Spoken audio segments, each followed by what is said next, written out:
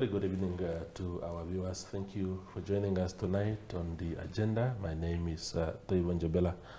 Tonight on the platform, we are welcoming back two men who have been here before. That's Tileni Mongudhi. He's founder and editor of a new, vibrant publication called The Issue. He will share details of his platform later, as well as Wonder Guchu, who is a veteran journalist also operating mostly here in Windhoek. Thank you, gentlemen, for making time. Good evening.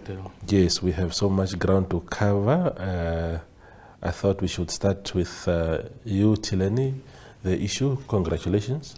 Thank you. It's a very brilliant platform, and we wish you strength and energy and everything that is needed to grow your platform. I think it's been a long time coming that you, a veteran like yourself, set up something of his own, especially with the kind of investigative work that you do.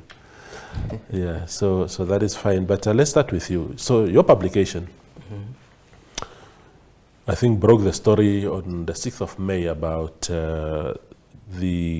about questions being asked around the manner in which Mr. Johannes Gaa ascended to the position of governor of the Bank of Namibia, including the fact that he had to sell some of his assets and equities in order to comply with the rules of his appointment.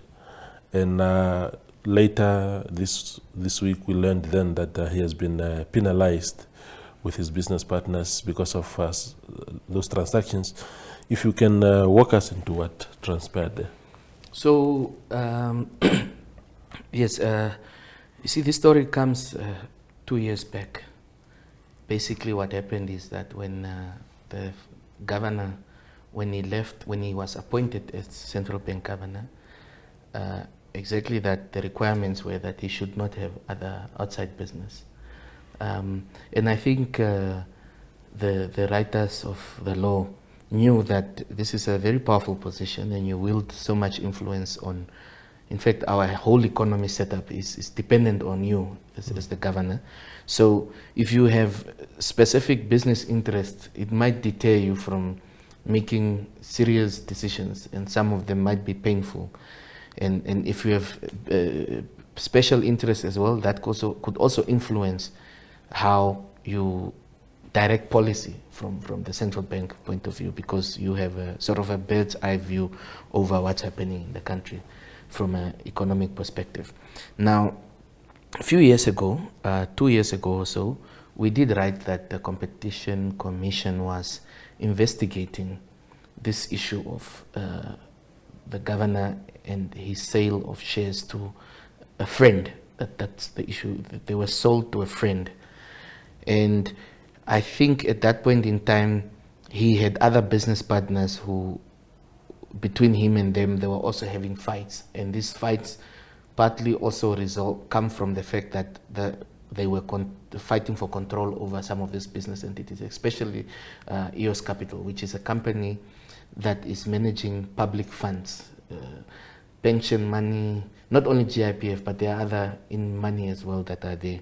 So the Competition Commission then came in to investigate whether this is a merger between Eliota and EOS Capital, or Gamma, which is the company that holds the interest of EOS Capital.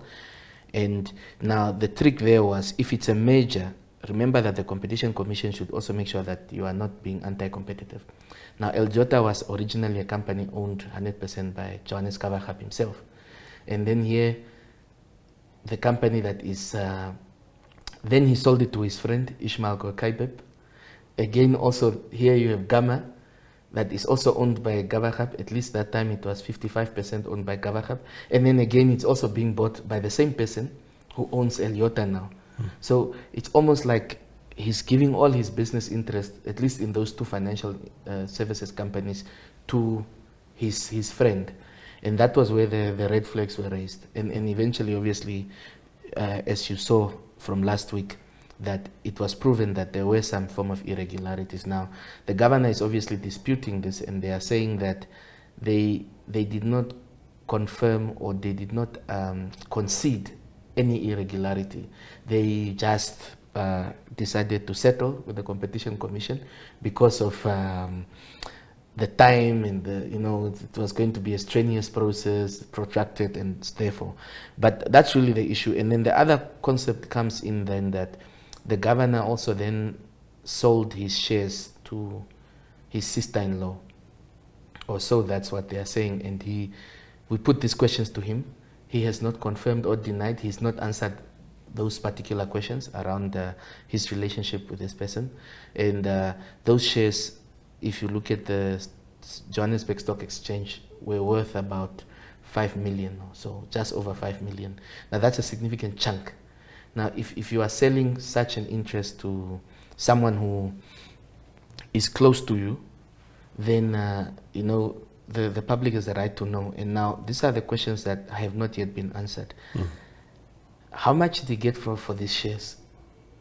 The FIC is there, they work with the governor, so maybe they should prove to the public that this transaction was above board.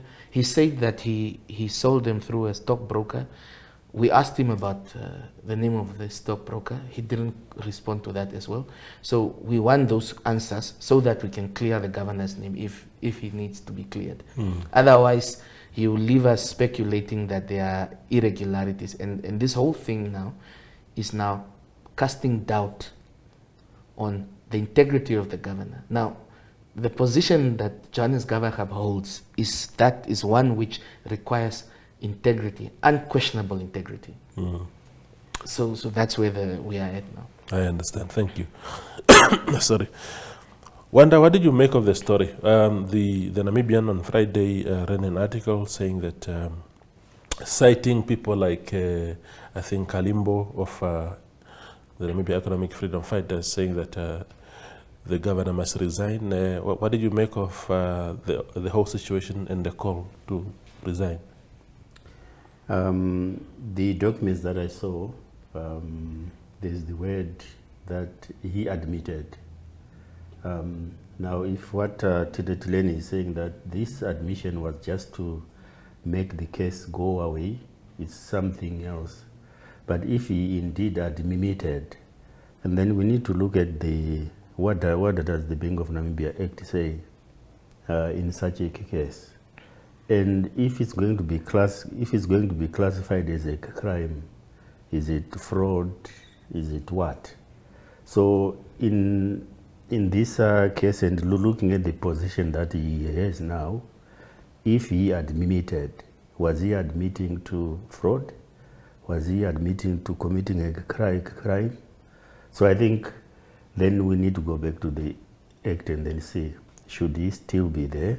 Yes, we can listen to these other guys who are calling to say he needs to go and this and that and that, which they may be right, and sometimes they may be making an emotional call, but we need to stick to the act.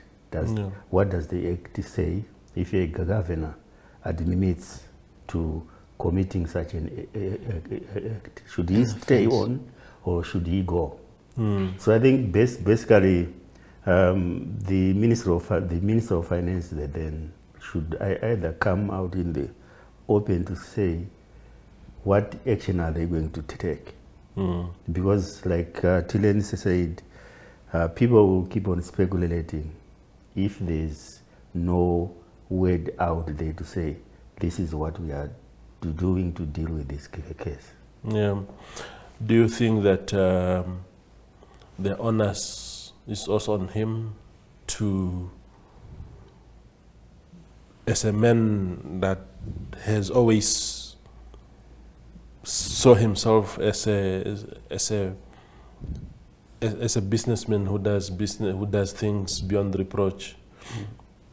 Do you think that the onus is also, the obligation is also on his conscience to say, look, I don't want to put the bank, the central bank, under this kind of attention, and therefore in good faith, whether I'm guilty or not, I must step away? Do you think is something that he can consider? I wouldn't want to go ahead of whatever he's doing, but I saw the response that he gave to the issue, it was short, just like this was dealt with, right? So to him, it meant that the door is closed. So Yeah. there is nothing else that can be done. Now, I'm not sure whether he thought that this wouldn't come out, whether now that it has come out, you will take it upon himself to say, I am leaving, which is not an easy thing to do, because at the meeting and then leaving, for him who has been high there, just imagine the tumble. Yeah. The tumble, because he will go down in history as the first Bank of Namibia governor to resign because he admitted to doing something wrong. So it will be like a double admission. Yeah. The resignation, if ever it comes, it will be like a double admission to say, I admitted to doing this, now I am leaving, which means I'm surrendering. Yeah. Now, it's not easy in Africa to resign. And I'm looking at him, when he became the governor, I think he was in retirement, if I'm not mistaken. Yes. So it's something that he really wanted. Because if he didn't want, you would have said, I've had my time, so I'm not coming back. But And that- he agreed to come back. And that is when you say that he wanted this job so bad, is exactly what I want to put to Tileni now. Do you think that there's an element of vindication to the views that persisted at the time of his appointment, when people were saying, but first and foremost, this is a man who has had a very successful career, and he went out of Old Mutual to set up his own thriving entity, and you want to make us believe at the time that you were so desperate to become the governor of the bank that you sell off your shares that you had. I mean, what is the trade-off there, that you could be so desperate to go to the Bank of Namibia and almost relinquish anything that you have worked hard to build? So we can only speculate. And first and foremost, at the time, a few things happened which raised red flags. One of them being that the law was changed in the middle of the night or whenever, but I know we were all on holiday. I think it was in December, either 31st of December, somewhere there. So that already speaks to a sinister motive. Yeah. Then it was changed to accommodate the fact that he was no he was age. going to be over 65.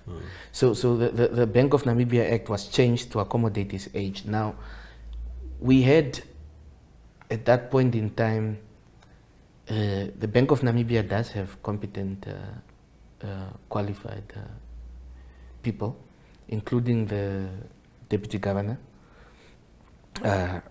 who could have taken the job, but it seems the powers that be felt otherwise. Now, we were asking this. Yes, of course, yes, we have to say that, granted, Mr. Gawaxab ran Old Mutual Namibia, and then at some point he was head of Old Mutual Africa. So that gives him some form of qualification in the financial services sector and in space. But he is not a central banker in the simplest term of the word, and he is also not a banker.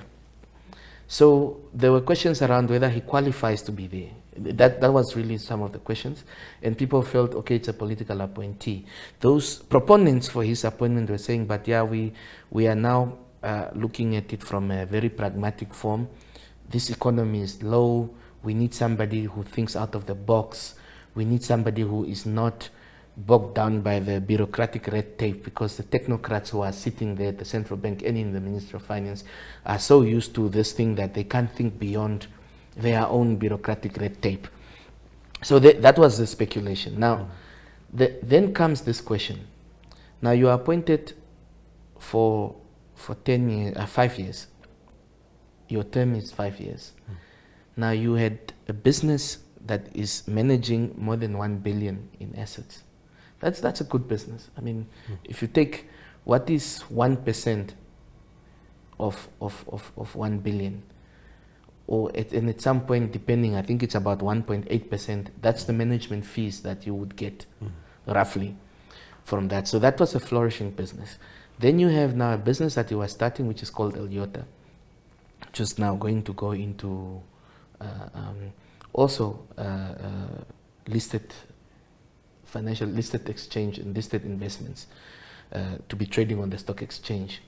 So obviously, in his Bank of Namibia declaration, he declared that he sold his FNB shares. Those ones he said he sold on the stock exchange.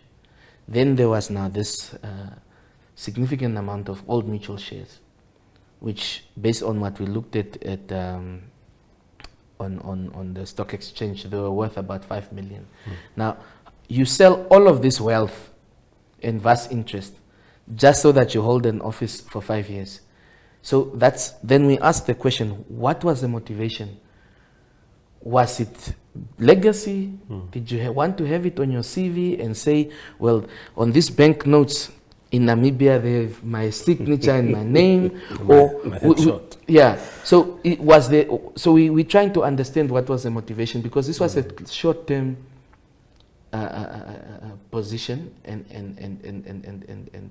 appointment. So there was no career, because you see, if it is a career-long thing, then maybe you say, okay, he will be there for 10 years, or he was going to be there for 10 years, or he was appointed. But it's 5 years. So is it really worth risking selling everything that you've owned? And that's where the speculation now is coming in.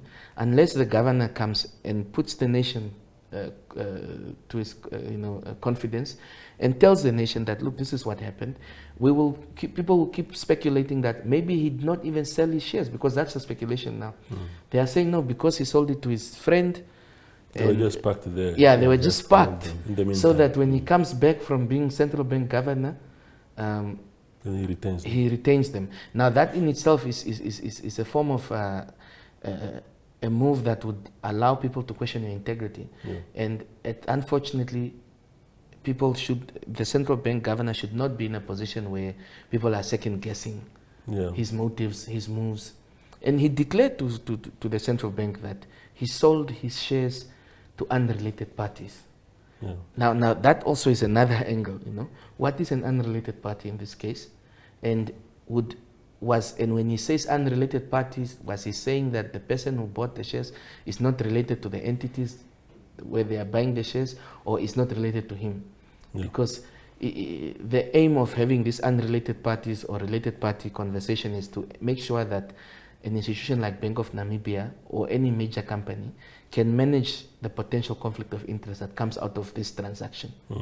So that's where it is now. When you say unrelated party, what does that mean? And the central bank would be good to just explain this, so that, because remember that the moment you have a lot of speculation over the central bank governor, that also affects the markets in Namibia, the confidence in the economy, or in investor confidence in our economy and in the way we run things as a country, and even potentially blacklisted. We are already grey listed. We can be potentially blacklisted because somebody decided that their financial interests are more important than that of the country. Tileni, you spoke about motivation. I interviewed him in 2015, I think 2015 or 2016, and I remember asking him this direct question about him willing to work with the late president, and he said to me he wouldn't mind, and he really wanted to. That was before the formation of the high-level panel on the economy. And then I think a year down the line or two, then the high-level panel on the economy was created. Then he was appointed as the chairperson. So if we are looking for motivation there, we might as well speculate that being close to Genko could actually have been one of those things. Because then you put your foot in there, you may never know what opportunities will come through. The final issue perhaps on this subject is when we're speaking about the qualification of a governor of Namibia, whether it's Mr. Gawaxab or anyone else, the bank originally has always been led by economists. Toma Alwendo. Is Toma Alwendo an economist?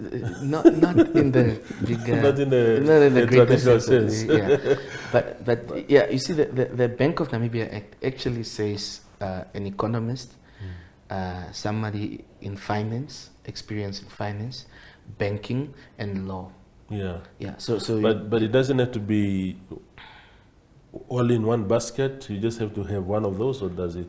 Well, I think the implied meaning there. Yeah, if you look at the appointment of Leonie Dan as deputy governor or assistant governor, that and she comes from a legal background, and also as apart from being a legal background, she comes from a regulatory point of view where she was running the Financial Intelligence Center for the first director, and she ran it from about 15 years or 10 years. So that also would then qualify her, because it's not just the fact that she has a legal background, but she came from that environment where she understands central banking, she understands the role of the central bank and all of that. And I think that's probably why Mr. Gawaxab was appointed by the then president, late president, because he also ran Old Mutual. So that is one of the biggest financial services company in the country.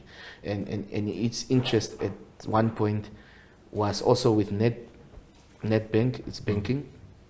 You had insurance, you had loans, micro lending.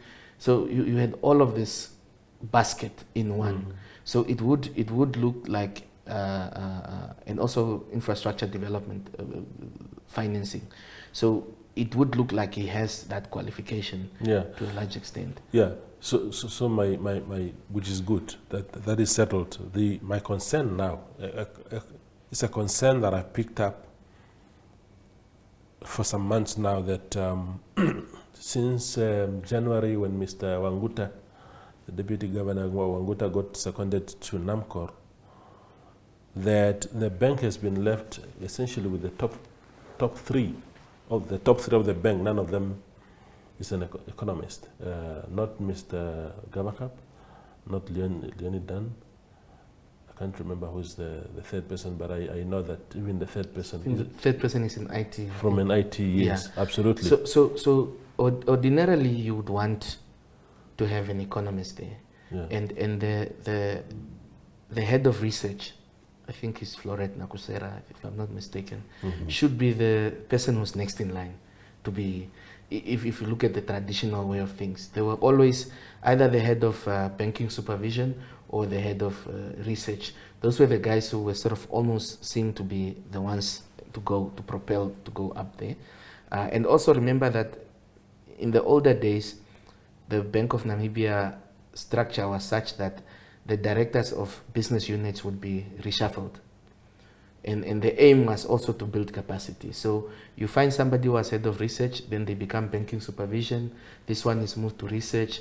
Other one is exchange controls. All of this, so that they understand the operations of the bank. So that if one of them, it was sort of made in a sense that there was a business continuity policy or process. So that if the governor is not there, you have a pool to take from.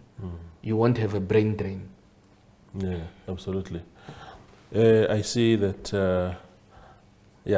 I'm looking at my time. I think we can go on a break now and then return with Tileni Mongudhi and Wonder Guchu.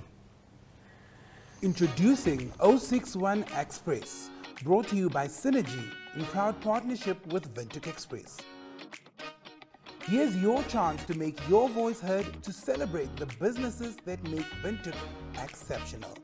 From your favorite coffee spot to the salon that always gets your style just right, it's time to shine a spotlight on the gems of our city. Over the next 8 weeks, it's your chance to vote for your favorites, to recognize the best of the best. Nominations open on the 25th of April and close on the 5th of May. To nominate your favorite business, simply save this number: 085 785-6231 and WhatsApp hashtag 061Express or scan the QR code below and follow the on-screen instructions. By nominating your favorites, you're not only supporting local businesses, but you also stand a chance to win your share of 50,000 Namibian dollars in cash. The voting process will be the same as the nominations process, using the Synergy chatbot and the hashtag 061Express. Voting opens on June 5th and closes on June 23rd. Make sure to cast your votes for the best of the best. The winners will be announced on June 28th. 061Express, celebrating the heartbeat of Windhoek. Get ready to make your mark.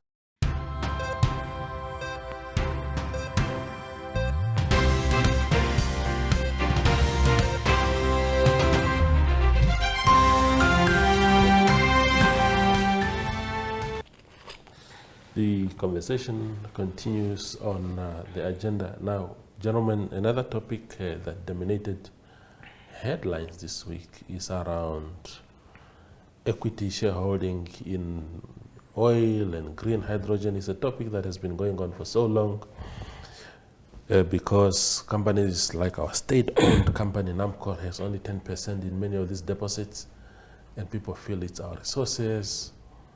We ought to have 50% or even more.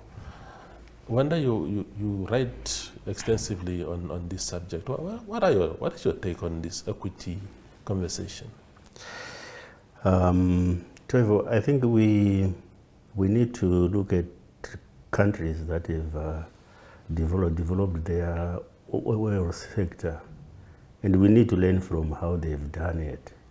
Now, Saudi Arabia, they found their oil in 1937, but until 1980, in 1973, I think, they acquired 25%. And in 1980, that's when they acquired 100%. So when we are saying acquiring, we're actually talking where they came in to say, we have got the money to buy. So when they bought, they already had... they bought from foreign companies that were operating there. The foreign companies that found oil in Saudi Arabia. Yeah. They were operating, but for the government to say, we are owning this, right? They had to buy, right?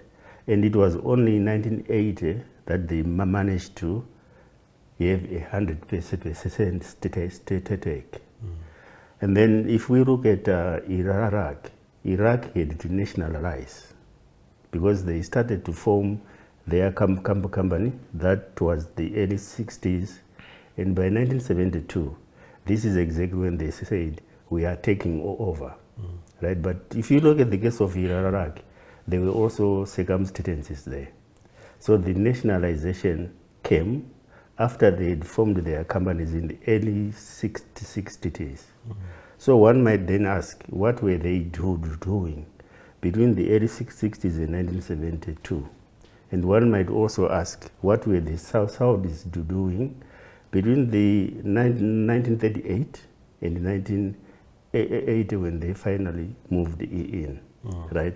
They were building capacity. Yes. Right?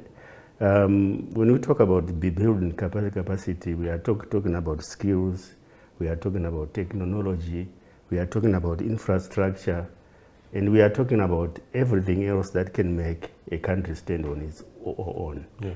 As we speak today, Nigeria, that found oil years back, they can't stand on their own because their institutions are very weak.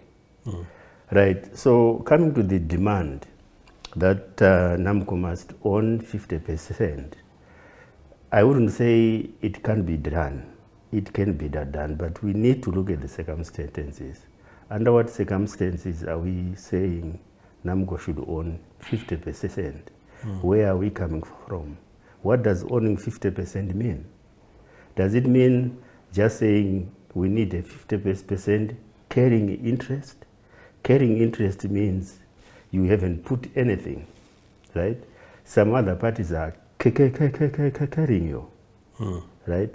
So we need to have this conversation to say this 50% is on what basis. I hear you. It can be done, right? Yeah. I don't want to say it can't be done, Yeah. but we need to have a conversation. And that conversation is the same conversation the local content police is trying to push now. So it cannot be a matter of just coming and say, we need a 50% cut, right? So we need to have this conversation that must go on. Now, I must also say, as we are speaking, there are discoveries that are said to have been made, but there's no drop of oil out yet. And this is why the Minister Alwewendo always says, let us first of all bring the oil out. Then we can have this conversation. Remember that the costs that go into exploration alone, they run into billions. Right? I agree. So Yes. who is going to, this conversation, if we are going to have it with international oil companies, are we just coming to the table and then say, because the oil is in the ocean that belongs to Namibia, the oil is on the onshore basin that belongs to Namibia, so we need a 50% cut. So this conversation must be part of the local content policy. Yeah. What does Namibia want to do, and how does Namibia want to do it, and what are the circumstances? Yeah. I tweeted on the 17th of April. I said, from where I stand, Namibia can reap the exact benefits that we desire from our national resources without equities of 50% and stuff. This can be addressed through policy. Shareholding is volatile. It's a volatile, old school model. Work smart, not hard. Leave the troubles to the investors. That's what I tweeted. Okay. So I like the way you look at it, but yeah. there are a few misconceptions here. There's a model that's working in the mining sector. It's the Namdeb or the BS government model. As far as I know, government did not buy that shareholding. By 1994, when it started, I think the government only had 40% of Namdeb alone, not even the BS Marine. Now government has a 50% stake in the holding company of Namibia now, Namdeb Holdings. And it was based on negotiations and give and take. And if you look at Namdeb or the BS, the venture, it's one of the biggest taxpayers and also our earners as government. I think it's about 2 billion sometimes, and you get close to $1 billion in taxes and royalties. Then you also get $1 billion in dividends. Now, when that venture was negotiated, government and many Namibians did not have capacity as well. So that was because the BS also recognized that this resource belongs to the Namibian people. How else then do we get it for them to benefit? And you see, the government as a shareholder does not necessarily interfere much. You see that this is run on purely business principles. The managing partner, which is the BS, mostly runs the entity. Government comes in with policy here and there, and maybe discussions around employment and relaxing the licensing conditions at times to allow for the business to grow or whatever. But it's a working model. We could get more from the BS venture. I'm not saying that it's a final, we are totally happy, but it's a working model. Now my question is, why can't we take that model that is working for Namibia at the moment and replicate it? Because you see, when the BS pays dividends, it does not go and buy Toivo a Ferrari or a Bentley. It goes directly to Treasury so that it can pay for medicine in hospitals, build clinics, schools, and that's what we need, because our oil, yes, it's our oil. That notion of it doesn't belong to us can never be entertained. But we know that we don't have capacity. So now the question is, Minister Alwendo must then come up and say, what does Namibia want from this oil? We want to make sure that a child born in Havana or in Kurenkuru has the same chance of success in life as the one who's born in Ludwigsdorf and goes to St. Paul's. That's the oil should be that equalizer. And that means that the money must come however format, but we must make sure that it builds schools, infrastructure, and all these other social services that makes every Namibian have a chance. And also, if to build an economy, we have our fuel costs are high. Yeah. And we have an economy that requires transport. I mean, we don't even have a railway line that's functioning. So the cost of goods are just expensive because you have to drive a truck from South Africa. Now, what's the point of us having oil if we can't even, the pump price cannot even go down by half? Let me challenge you on the Namdeb concept. I think the Namdeb template is too perfect, because this is an extremely rich company with a very rich commercial history, and we jumped onto the bandwagon as an equal partner, and things have been rosy for the most part of it, except in the later years, in recent years, when Namdeb has applied for tax breaks and all these things in order to survive. But let's assume that Namdeb does not have strong reserves and they need recapitalization, for argument's sake. Do you think the Namibian government will be spared as a partner from paying that capital? You see, in the past, that has been what has been happening, that the government as a shareholder also participates in the recapitalization. Now, in the later years, what you are talking about, the tax breaks, that too is part of the recapitalization. It's the way it's structured. These guys are saying, well, we need to extend the life of mine. We don't have the money, it's going to cost so much. We are willing to put up this much, and you as a partner, what are you willing to put up? This one says, okay, since I regulate, I don't have the money now, I'm struggling, but since I regulate how much you pay me in royalties and taxes, keep it. I can give you an exemption here and there, and we structure it in such a way. It's the same. Shareholding, I mean, Husab, is it Husab? I think Epangelo Mining owes, I don't know whether it's a 5% or 10%, but even then, it's not money that we are getting now, because it's a structure that it will first be paid. We must first pay for the shareholding, and only then we'll be able to get money.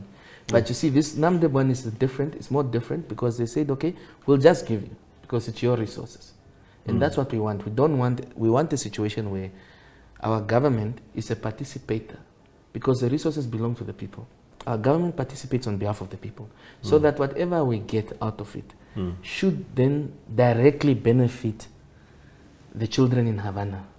I agree with you in that sense of, and that is exactly what I'm saying in my tweet also around creativity, because I had Tom Alwendo here a year ago, and when people were saying, oh no, but we are not really benefiting, it's only 10%, and Tom painted a very clear picture of how through policy you can still reap those resources without equity, because he spoke about royalties, taxes. He was actually saying if you add everything together, conservative estimates will give you about 55% benefit of all the money that is being made from oil, without the obligations that if markets clash or crash or whatever happens, you have no obligation to intervene as a shareholder, but only as a regulator. That is my attitude. I hear you, and I agree with you to some extent. Yeah. But what's the point? What about the knock-on effect, the value addition, right? Now, what's the point of having a multi-billion-dollar industry operating in Namibia? Our government knew 10 years ago already that it's imminent. But nobody, And even simple thing as employment. Wanda was talking about capacity, right? We have something called the petrol fund. And the aim of that petrol fund exactly was, on a day like this, all the oil companies and industry have put money in there, and it's supposed to train Namibians. So let's ask now. We knew that the potential for oil, we knew about it 15 years ago. How many people are qualified and ready to work on an oil rig in Namibia right now? Trained by NAMCOR or by the Ministry of Mines and Energy through the petrol fund? How many?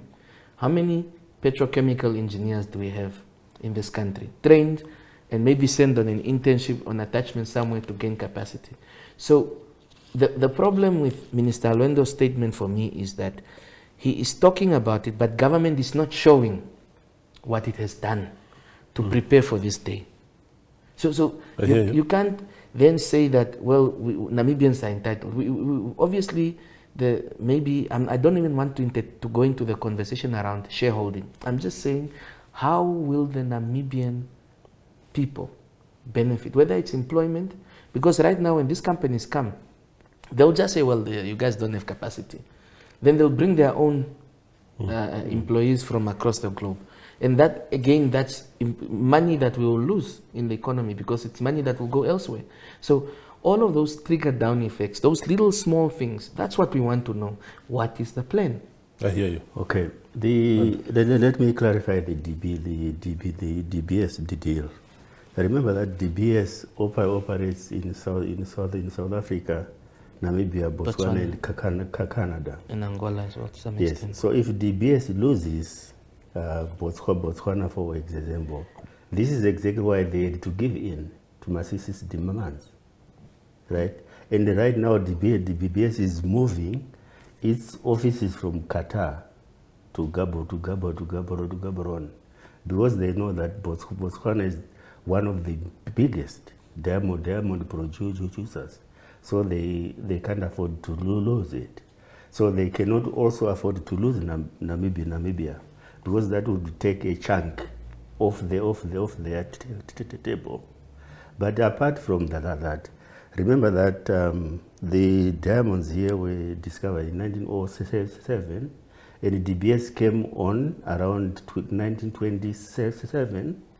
So look at the time from 1927, and you factor in CDM coming in, and then when independence came in, so the government then had leverage to push DBS to say, you are established, so this is what we want. What leverage doesn't the government have now? Now, I'm coming to that. Let me give you one example of Sonangol. Sonangol is going to be privatized in 2026, right? Sonangol owns 45% of the company that controls Gawaxab, right? So Sonangol has got leverage to demand, right? But what leverage do we have here now? And this is why I was saying, Tom Alwendo always says, let us get the oil out, right? They are actually skilled people here. I don't believe this thing that there is a skills gap. They are actually geologists. We might be talking about small numbers, but people are there, right? So people can still train, right? But the DBS template, we can't as of now apply that to the oil sector, because the oil sector is still budding, right?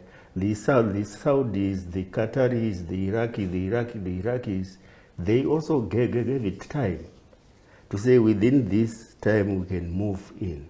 But I'm not saying the same cannot be done here. If people find a way of how it can be done here, the way the Iraqis did, the way the Saudis did, and the way the Qataris did, without disrupting it, then that is part of the conversation. That is part of the policy. That is part of the local content thing that people are discussing now. So everything is possible, but it depends on how the parties are going to agree to sit on the table to say, this is what we want and this is what we want. Now, the issue of Epangelo, everywhere where Epangelo has shares now, right? Apart from We Are Gold, Epangelo had to get a loan from the Chinese who started Epangelo had get a loan to buy the 3% shares in the Gawaxab gold mine. So Epangelo doesn't have money, right? And the shares that they have in Combat, those they were given, right? So these are all the things that we need to look at now. Now we are talking about oil, yet we have got Epangelo that is struggling. Is that and not we the have case got of diamonds, yeah? Where we have got a template that is seemingly working, and then we are struggling with Epangelo. Yes. So all these things, if there are no regulations, there's no clear policy, we will have a sector that is operating at different levels. You see, Wanda, you hit the nail on the head. Policies, clear guidelines, and that is where I have a problem with the fact that we are talking about let's first get the oil out. But I'm saying if we don't lay the groundwork, we are not clear on what will happen when the oil comes out. Then we'll end up like one of those countries where they have oil, but the people in the country are not benefiting, and even fuel prices are even skyrocketing. So we need to first say, will there be value addition in Namibia? Whether it's a refinery that can just support Namibia, Botswana, and Zambia, or whatever, Southern Africa. Will there be value addition?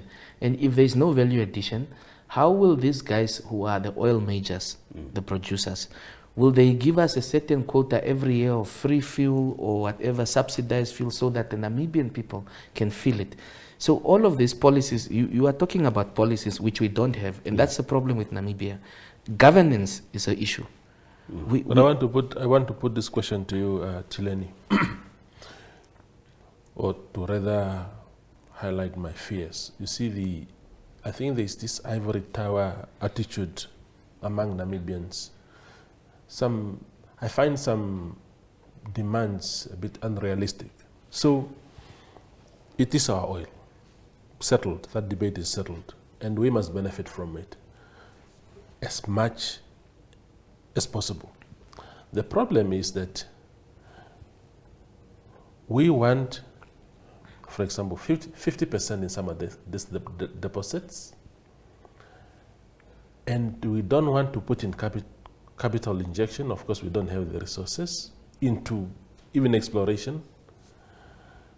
So you expect your partner to give you free 50%, carry all the cost of exploration, carry all the cost of production, and then that partner must still pay you royalties post-production. He must pay you taxes and pay you dividends.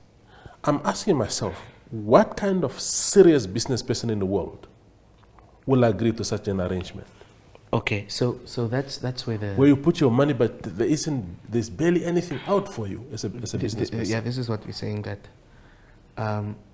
see, capital is overrated, and I'm saying that deliberately because no company, the companies that come here to do exploration, or the ones that will mine, they don't take money out of their pockets, their savings.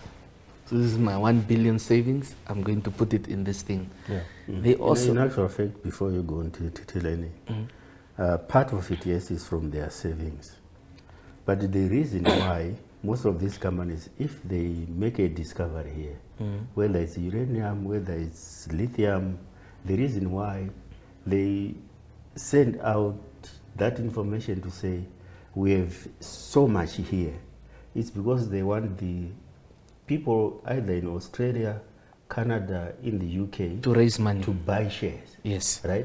That information is shared through the stock exchanges. So the money that most of these companies come to invest here, it's shareholders' money. People who would have bought shares. But these people are buying shares on the basis that there is something that has been found. Okay. Right? So, sorry, I have to. So this is exactly why I think strongly that Namibians who can afford, if the Namibia Stock Exchange, I understand that they've got that, but I haven't seen where a mining company or an oil company is openly invited. I haven't seen it. Maybe I missed it, where they've openly invited Namibians to say, if you can afford to buy shares, like what MTC did, like what Standard Bank did, here is an opportunity to buy shares.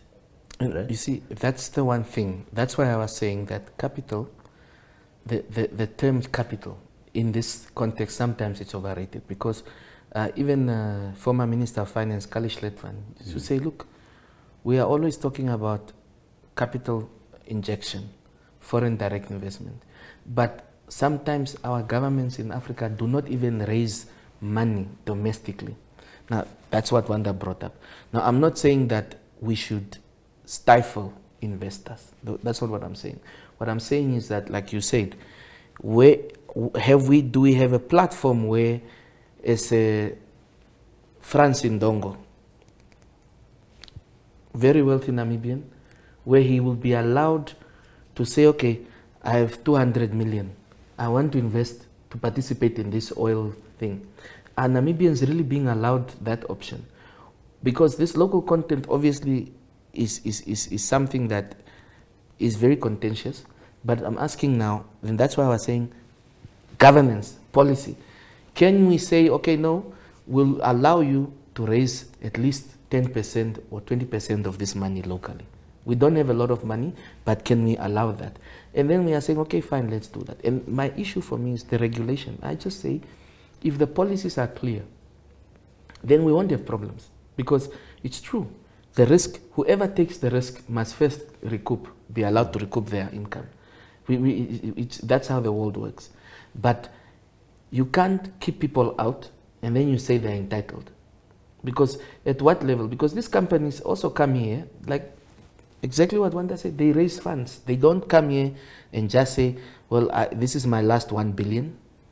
I'm just going to go for broke and throw it in the Namibian oil wells. No, they raise funds on the stock exchange and everywhere else. And they come in and they say, okay, we've pulled this money together, we can do that. And by all means, people must be allowed to recoup their investments. But what I'm saying is that the value chain going down, what are Namibians getting out of it? And I'm not saying that we must all get dividends, no. I'm saying the socio-economic aspect of things. That's what we must talk about. And and then you must ask yourself, how will you explain to a 7-year-old child that a ticket going to school or a taxi going to school is $30, but we have oil in this country. And the reason why the taxi is expensive is because of fuel prices. But we have oil in this country. So those are the things that we need to discuss. And I'm saying maybe government can then set up a system saying, okay, as part of your licensing agreement, we'll get you must give us X amount, just enough maybe to subsidize the local economy. And then we can cut your royalties by how much. I'm not saying that we must just take. I hear you. We must just have a process that is working. Wonderful. Gentlemen, we have run out of time, but time flies when conversations are good. Thank you for coming, both of you. Thank you very much. Thank you. Yeah. That's Wonder Guchu and Tileni Mongudhi sharing their perspectives on those topics. Thank you for watching.